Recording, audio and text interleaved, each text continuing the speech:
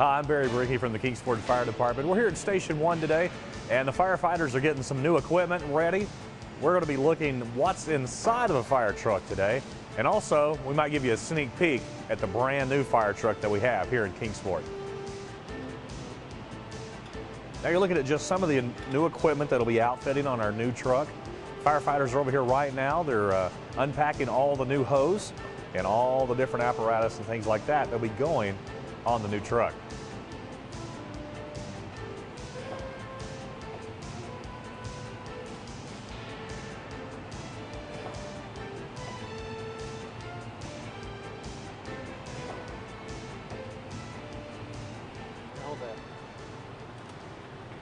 Well, right now we're inside of engine 12 here at Station 1. Now, for a lot of people, they see the fire trucks go by, but they really don't know what's inside of a fire truck. And right now we're in the back cab of the truck. We're kind of looking around right now. And if you look here at the seats, when a firefighter gets in, they'll have their turnout gear on. They'll be sitting here and they can sit down. They can put this air tank on. These air tanks are actually kind of clamped inside of the seats. So when the firefighters go out to a fire scene, they're ready as soon as they get there and ready to go right inside to fight a fire. And we're going to look at some other parts of the truck, and we'll show you what all kinds of equipment that we have here at the Kingsport Fire Department. Now we're at the pump panel of ladder number 1. This is the only red fire truck inside the city of Kingsport. But every single fire truck has a pump panel that's similar to this one, but this is really state-of-the-art. Now, what is a pump panel? Well, I'll tell you what a pump panel does. When we go out to a fire scene, we can hook up to a hydrant and put water into the truck and also bring water off the truck to fight a fire. Now, all of our trucks have a reserve of water inside them already, and they all have pumps inside. That way we can add more lines and things like that. Now up here, we've got different cross-lay sizes, and each of these can come right off the truck and you can fight a fire. Now, you've got different discharges. Then you also have an intake. Now, this intake will go right to the hydrant. You can hook up a large line and start getting a lot of water on a fire really quickly. Now, this pump, every single piece of equipment here on the crosslay and all of the discharge valves, you have to know exactly which ones go with which piece of equipment. Now we have 1, 2, and 3, all different ones of the different sizes of the hose. And what we can do is charge any one of these hoses and bring them off the truck. Now here for ladder 1, it actually has a pressure governor system on it, which means if someone is using a hose and they cut the hose off, this will keep the pressure from building up too much in the hoses and inside from the pump. Now, if you're on another one of our trucks, you have to kind of throttle off a little bit and pull the pressure back. That way you don't put too much pressure on the hoses. Now, a lot of neat things about the truck is that we also have a lot of lighting that goes up, and each of the trucks have lighting systems that can light a scene up at night, maybe a car accident, something like that. And there's all kinds of great equipment on this to help keep you safe. We're back at engine 12 right now in one of the compartments here on the side of the truck. Now the trucks have a whole lot of different compartments on each side of the truck and even in the back of the truck. That way we can haul all the equipment that we would need in case we come up on any situation, whether it's a medical call, whether it's a car accident, or even a fire. So we have all those pieces of equipment on every single one of our engines. That way each engine can do any job that the others can't. Now inside this compartment you'll find a few different things. There's boxes that have some gloves and things like that. Down in this section we have a lot of different size nozzles. That way we can attack a fire.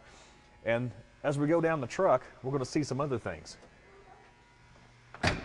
Now in this compartment we have some rakes, we have mops, we have brooms and things like that. Now you might want to know, why would we need a mop or why would we need a rake? Well, if we're out at a scene and we've got a lot of water in the room or something, we might want to clear some of that water out with a mop. And also, if we're out and we have a brush fire, we have rakes to help move some brush and some leaves and things like that out of the way, and they also help us when we want to fight a fire. Now, here on the side of the truck, there's a lot of little compartments. Every time I ask somebody what these are for, they say, well, that's where you put your gas. Well, you know what? They're sort of right. This is where the air tanks are. These are spare air tanks. They go inside the side of the truck. That way they're convenient in case we're on a fire scene. Firefighters can come, they can change out a tank, and they can go back in.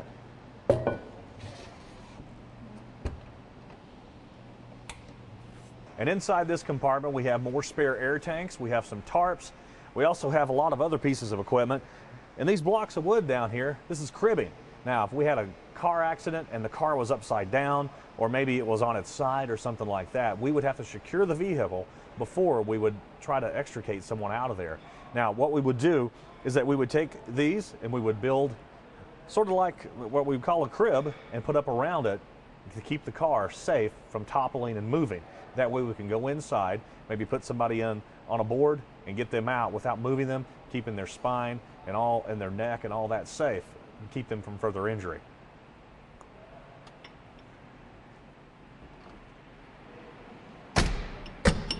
Now we're at the back of engine 12. There's all kinds of compartments back here in the back. Now, and inside this compartment we have pike poles. Now these pike poles are used if we have a fire that's inside the wall or inside the ceiling of a structure. These poles are used to puncture the wall or puncture the ceiling, and then you can start pulling out the sheetrock to get inside to where the fire might be. Also in here we have a lot of ladders. These ladders are able to put us up on a roof or up inside of an attic. We have a small attic ladder that actually folds up and can go into a confined area so we can get inside of an attic in case there's a fire there. Now inside this compartment we have a couple of other fire extinguishers. We have some buckets of chemical dry there that'll help us get up like oil spills and gasoline and things like that on an accident scene.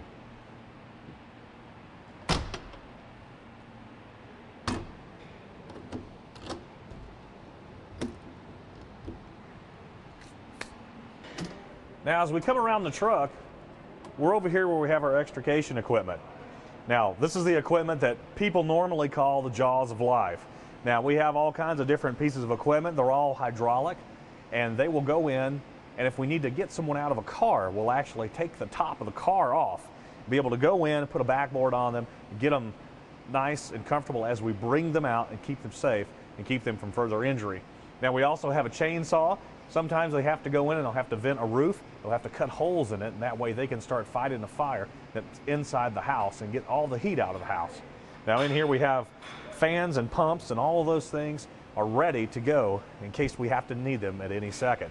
Now every morning or so when the firefighters get into work, they go through a checklist and they go and they check each truck and make sure all the equipment is in working order and is ready to go in case they need it.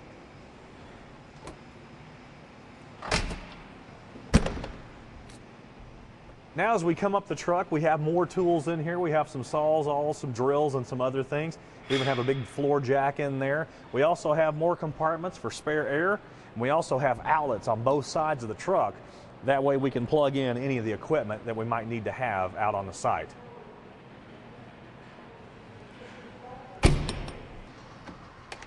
Now as we come back up toward the front of the truck, on this side, this is on the passenger side of this vehicle,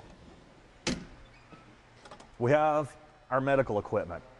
Now here in Kingsport last year we responded to almost 6,000 calls inside the city, and not all of those were fire calls. Many of them were medical calls and even car accidents. And here we're ready. We have everything that we would need for a medical call. Now every fire truck carries all the equipment you would need in case someone needed to go to the hospital and things like that, except for a gurney. We don't transport, but we do all the treatment that somebody might need in case they're having a heart attack, if they were injured, had a broken arm, a broken leg, or anything like that. We can do all that here. We have EKGs, machines, we have all of the things that we would need to treat somebody. They have oxygen tanks, and they even carry medications. Now this is the opposite side of the truck from the pump panel, and you'll see here we also have the crosslays on this side, and there's some lighting up there that can be extended to light a scene up. And we also have a couple of discharge valves here, or nozzles, where we can hook a hose up and run a line off this side. Now, all the fire trucks are set up like this to where you can pull a hose from either the front, the back, or from either side. That way, no matter how you can get in there, you can get a hose in where you need it. Now we're back to the front of the truck, and we even have a hose box up here with a nozzle all ready to be charged and go right in to fight a fire. Now a lot of times, we'll be able to get on scene really quickly, and we'll pull a short line like this right off the front of the truck. Now each of the trucks carry over 1,000 feet of line. That way we can be pretty close to the house or the structure that's on fire and still be able to get a line out to one of our fire hydrants. Well, right now we're down at the city garage, and we're right outside Kingsport's newest fire truck. It's a brand new sea gray fire truck. And some of the equipment that you saw earlier will be going on this truck. Now, this is state of the art. It's got a lot of great things inside of it. Nice large cab. And we'll kind of look around it a little bit and see what a new fire truck kind of looks like inside. And boy, I wish you were here. You can get that new fire truck smell. Now we're inside the new Seagrave fire truck that will be going out to one of our stations soon. And it's down here right now getting checked out, making sure all the mechanics are working properly on it, and it's all up to specifications that it was ordered in. Now, we'll kind of look back in the firefighter's compartment, and I'm right here in the driver's seat right now, kind of looking around. But we're really going to enjoy this new fire truck. Now, we're in the back of the fire truck here where the firefighter will normally be assigned to. Now, this seat's a little bit different than the one that we showed you on engine 12. This seat's a little deeper. This is where the air tank fits in, and looks like it's a little bit more comfortable. Now we're looking at the side of our new fire truck, and inside this compartment has adjustable shelves. That way you can apply it to any size equipment that you might need. Now if you go back on through here, lots of extra compartments here. We have the spare air bottle compartments also, and also the outlets for our electrical equipment. Now we're at the back of the new fire truck. Now this has a really deep bed up here, really nice deep hose bed that we'll be able to put about, I think they said about 1,200 feet or more of hose on this truck. Now we're on part of the fire truck that normally a lot of people don't see. We're actually in the hose bed of the fire truck. Now this fire truck has lots of great big compartments here, get all kinds of equipment inside of it. Matter of fact, we could probably even carry a spare firefighter in there.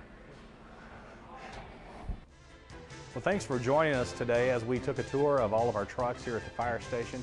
But before we go, it's kind of getting cold outside, and some of you may be using space heaters or kerosene heaters, or maybe even a wood-burning stove or a fireplace.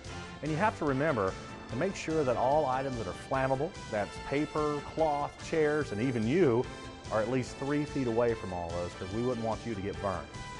Now, if you have any questions for us at Kingsport Fire Department, you can give us a call at 229-9440 here in the Fire Marshal's office.